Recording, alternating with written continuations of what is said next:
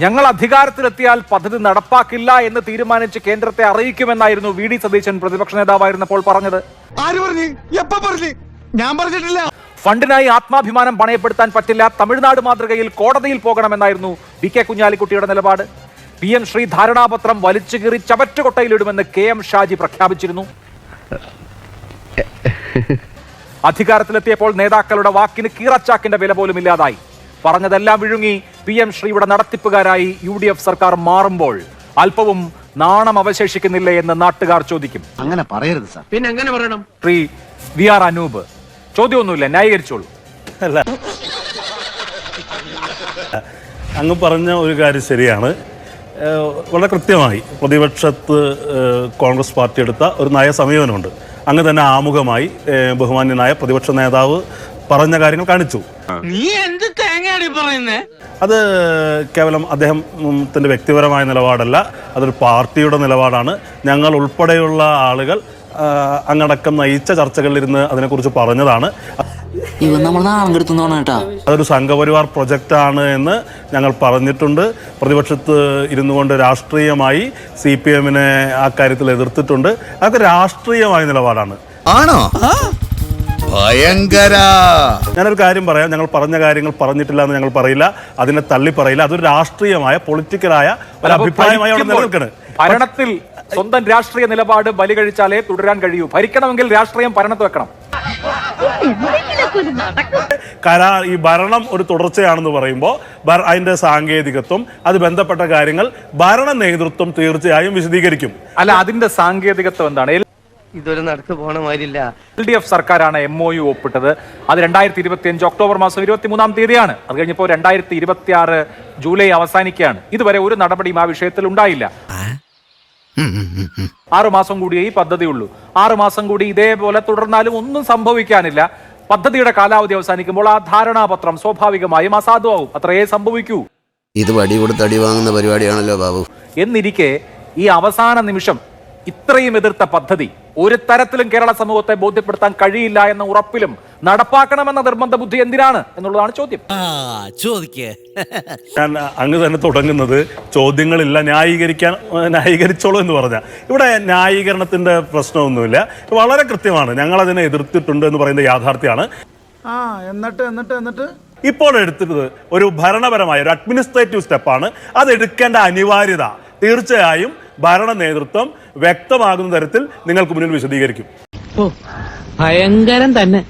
എനിക്ക് ഈ രാഹുൽ ഗാന്ധിയെ കാണുമ്പോൾ രാംജു റാവു സ്പീക്കിംഗിൽ മുകേഷിന്റെ അമ്മയായിട്ട് വരുന്ന സുകുമാരി കാറിലിരിക്കുന്ന ആ രംഗമാണ് ഓർമ്മ വരുന്നത്. നിങ്ങൾ ഇത് നടപ്പാക്കാൻ തീരുമാനിച്ച വിവരം ആ മനുഷ്യനെ അറിയിച്ചോ? എവിടെ?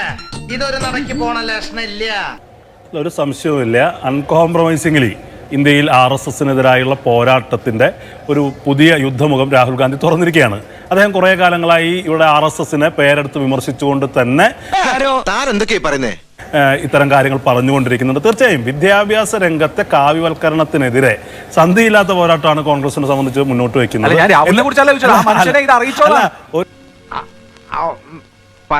ഒരു സംശയവും വേണ്ട. ഞങ്ങളെ സംബന്ധിച്ച് ഇപ്പോൾ നല്ല കൊളസ്ട്രോൾ, ചീത്ത കൊളസ്ട്രോൾ എന്നൊക്കെ പറയുന്നത് പോലെ നല്ല PM ശ്രീ, ചീത്ത PM ശ്രീ എന്ന് 2 തരം PM ശ്രീ ഇല്ല. കോൺഗ്രസ് പാർട്ടിയെ സംബന്ധിച്ച് ഭരണപരമായ നിസ്സഹായതയുടെ പേരിൽ നടപ്പിലാക്കേണ്ട സാഹചര്യത്തെക്കുറിച്ച് ബന്ധപ്പെട്ട ആളുകൾ വിശദീകരിക്കും. പക്ഷെ രാഷ്ട്രീയമായി കോൺഗ്രസ് എടുത്തൊരു പൊസിഷൻ എന്ന് പറയുന്നത് ഈ പറയുന്ന സംഘപരിവാർ വൽക്കരണത്തിന്റെ അജണ്ടയായി PM ശ്രീ ഉപയോഗിക്കപ്പെടുമെന്ന് ഞങ്ങളത് മാറ്റി പറയില്ല. ഞങ്ങളുടെ രാഷ്ട്രീയമായ നിലപാടാണ്, രാഹുൽ ഗാന്ധിയുടെ നിലപാടാണ്. ഈശ്വര, ഇവിടെ ആരും പറഞ്ഞു ചിരിക്കാനായിട്ട്. ഈ പറയുന്ന ഒരു കരാർ ഏർപ്പെട്ടതിന് ശേഷം അത് പിന്മാറാൻ കഴിയാത്ത സാഹചര്യം എന്ത് എന്നുള്ള അതിന്റെ ഭരണപരമായി അത് അനിവാര്യമാക്കുന്ന നിസ്സഹായമായ സാഹചര്യങ്ങൾ ഉണ്ടെങ്കിൽ അത് ബന്ധപ്പെട്ട ആളുകൾ വിശദീകരിക്കുന്നേ. അല്ല, അത് ഇപ്പോ സർക്കാരല്ലല്ലോ, മന്ത്രിസഭാ യോഗം അല്ലല്ലോ ഇപ്പൊ തീരുമാനമെടുത്തിരിക്കുന്നത്. ഇപ്പൊ തീരുമാനമെടുത്തിരിക്കുന്നത് ആരാണ്? UDF ആണ്. UDFന്റെ കൺവീനർ അടൂർ പ്രകാശാണ് PM ശ്രീയുമായി മുന്നോട്ട് പോകാൻ മുന്നണി തീരുമാനിച്ച കാര്യം പറയുന്നത്.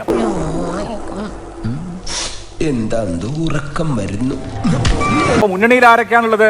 മുസ്ലിം ലീഗ് ഉണ്ട്, കോൺഗ്രസ് ഉണ്ട്, കേരള കോൺഗ്രസ് ഉണ്ട്, CMP ഉണ്ട്, RSP ഉണ്ട്. അപ്പൊ നിങ്ങൾ ചേർന്നൊരു മുന്നണിയായി ചേർന്നെടുത്തിട്ടുള്ള തീരുമാനമാണ്, മന്ത്രിസഭ എടുത്ത തീരുമാനമല്ല.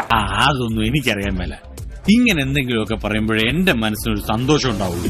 ഞാൻ എന്റെ സന്തോഷം നോക്കിയാ പോരെ. അല്ലാതെ ഈ മന്ത്രിസഭാ ഉപസമിതിയുടെ തീരുമാനത്തോടു കൂടി കാര്യങ്ങൾക്ക് കൂടുതൽ വ്യക്തത വരുമെന്നാണ് ഞങ്ങളൊക്കെ വിചാരിക്കുന്നത്. ഇത് വളരെ കൃത്യമാണ്. ഞങ്ങൾക്കൊരു രാഷ്ട്രീയ നിലപാടിൽ വെള്ളം ചേർക്കേണ്ട ഒരു സാഹചര്യമില്ല.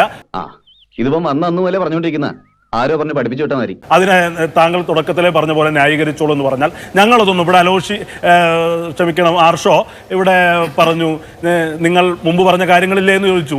തീർച്ചയാണ് ആർഷോ, ഞങ്ങൾ പറഞ്ഞിട്ടുണ്ട്. ആ പറഞ്ഞ ഒരു വാക്ക് പോലും ഞങ്ങൾ മാറ്റി പറയുന്നില്ലെന്നേ. വാക്ക് മാറ്റാതെ നിങ്ങൾ പ്രിയംശ്രീ നടപ്പാക്കുക, എന്നിട്ട് ഞങ്ങൾ വാക്ക് മാറ്റി ഞങ്ങൾ കാര്യം പറഞ്ഞു.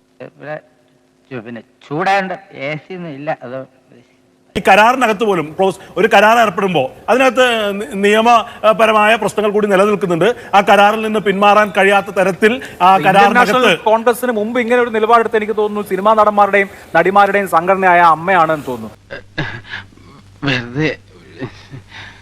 ഞങ്ങൾ ആക്രമിക്കപ്പെട്ട നടിയുടെ ഒപ്പമാണ്, എന്നാൽ പ്രതിയായ ദിലീപിന് വേണ്ടി വാദിക്കും എന്ന് പറഞ്ഞതുപോലെ ഞങ്ങളെ സംബന്ധിച്ച് കോൺഗ്രസ് ഇതിലൊക്കെ എതിർപ്പാണ്, പക്ഷെ ഞങ്ങൾ നടപ്പാക്കും. അതല്ല ഉദ്ദേശം. ഞാൻ മാറി. അല്ല, കോൺഗ്രസ് പാർട്ടിയെ സംബന്ധിച്ച് കോൺഗ്രസ് പാർട്ടി എടുത്ത രാഷ്ട്രീയമായ തീരുമാനം എന്ന് പറയുന്നത് ഞങ്ങൾ ഇന്നലകളിൽ എടുത്ത തീരുമാനത്തിൽ തന്നെയാണ്. PM ശ്രീ പദ്ധതിക്ക് അതിന്റെ സംഘപരിവാർ ഉള്ളടക്കത്തിന് ഞങ്ങൾ എതിർത്തിട്ടുണ്ട്. കേൾക്കാൻ നല്ല രസമുണ്ട്. ആ എതിർപ്പ് നിലനിൽക്കുന്നുണ്ട്. പക്ഷേ ഭരണപരമായി ഇപ്പോൾ അത് നടപ്പിലാക്കപ്പെടേണ്ട തുടരേണ്ട സാഹചര്യം ഉണ്ടെങ്കിൽ അതിൽ പോലും ക്ലാരിറ്റി ആവശ്യമാണ്. മന്ത്രിസഭാ ഉപസമിതിക്ക് ശേഷം തീരുമാനിക്കപ്പെടും എന്നുള്ള കാര്യങ്ങൾ വരുമ്പോൾ അത് വിശദീകരിക്കപ്പെടേണ്ട ബന്ധപ്പെട്ട ഭരണപരമായ കാര്യങ്ങൾ ഭരണ നേതൃത്വം വിശദീകരിക്കും.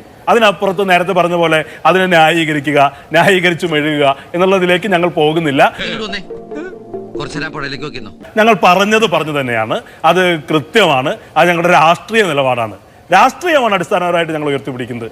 എന്റെ വേളാങ്കണ്ണി മാതാവേ, ഇവന് കുറച്ചു ബുദ്ധി ഉണ്ടായിരുന്നെങ്കിൽ മന്ദബുദ്ധി എന്നെങ്കിലും വിളിക്കായിരുന്നു. അതും ഇല്ലാതായി. ഞങ്ങൾ PM ശ്രീ എന്ന് പറയുന്ന സംഘപരിവാറിന്റെ രാഷ്ട്രീയ പ്രയോഗത്തിന് എതിര് തന്നെയാണ്. പക്ഷേ അത് PM ശ്രീ കേരളത്തെ സംബന്ധിച്ച് ഒരു കൈപ്പുള്ള ഗുളികയാണ്.